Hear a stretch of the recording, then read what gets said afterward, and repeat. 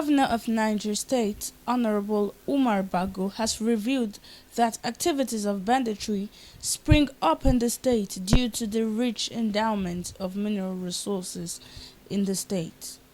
This was made known during an interview session at the presidential villa in Abuja.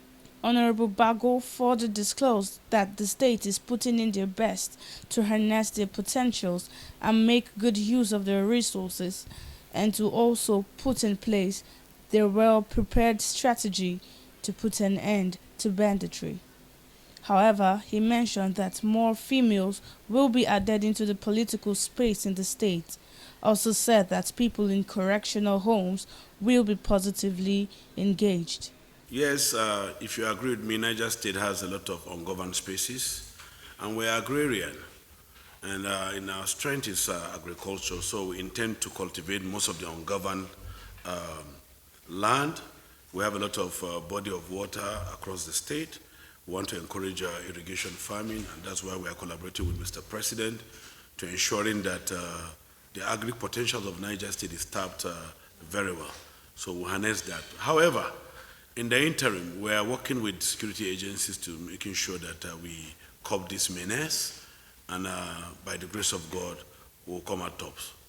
We are endowed as a state with a lot of mineral deposits, and it's not unrelated to the insecurity issues. Most of the places where you see this banditry are places where you have lithium or gold.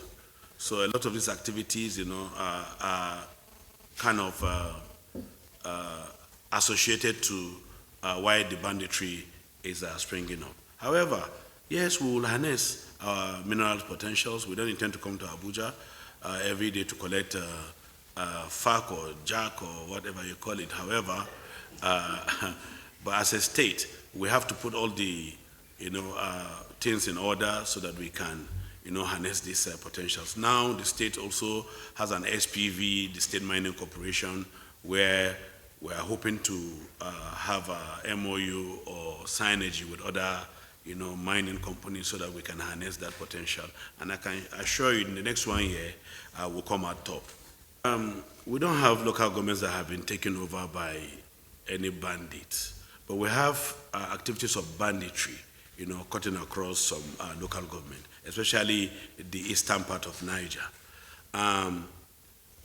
We are neighboring Benin Republic, we are neighboring Zamfara State, we neighbor Kebbi State.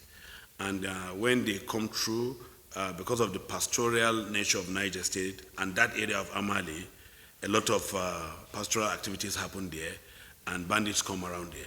However, security issues are not for the media.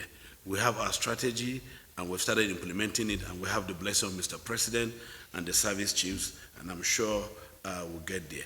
But the issue of those that are in captivity, I'm sure we are working on something. Governance is a continuum, and I don't want to allow negative energy to pull me back. As a government, we have to move on, whether it is a negative, as it were, whether it's a positive, that will be, but the most important is that we have identified where we are and we know where we are going to. So be rest assured that debts of governance, if debts are taken for progression, it's positive, but if they are taken and carted away, it's negative. So I can reassure you that we'll restructure these debts and we'll free some funds for this development. Yes, as a government, we are responsible, and we are going to match our words with our action.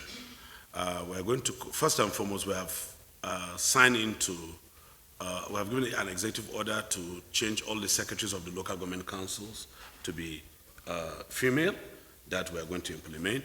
In the next local government council to be compulsory that at least all the vice chairman of the local government will come out as female. That is one. Secondly, I have just made just 5 appointments, and I have promised that my next 5 appointments will be female. So you should be watching that. So we're not even going to stick to the 35%. We think we may have 50-50 if needs arises. To your first question of dropout, students that have dropped out, girl child inclusive.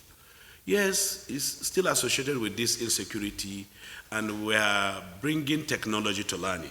thank God for COVID-19, meetings can be held, virtually. So we deploy schools or learning facilities to areas that are mostly affected so that we can put students back into. We don't hope to have a lot of people in the correctional home. So we hope we engage them positively. But those that have been remanded, for some, offenses and needed to pay little amount of money, we thought it was wise.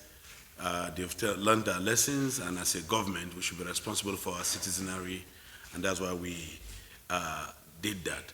And if the situation persists, why not? We'll always come to the need of our people. But we hope we don't have a lot of people to be freed from the prisons or taken to the prisons or correctional center. Oweye Rachel, GTV Africa.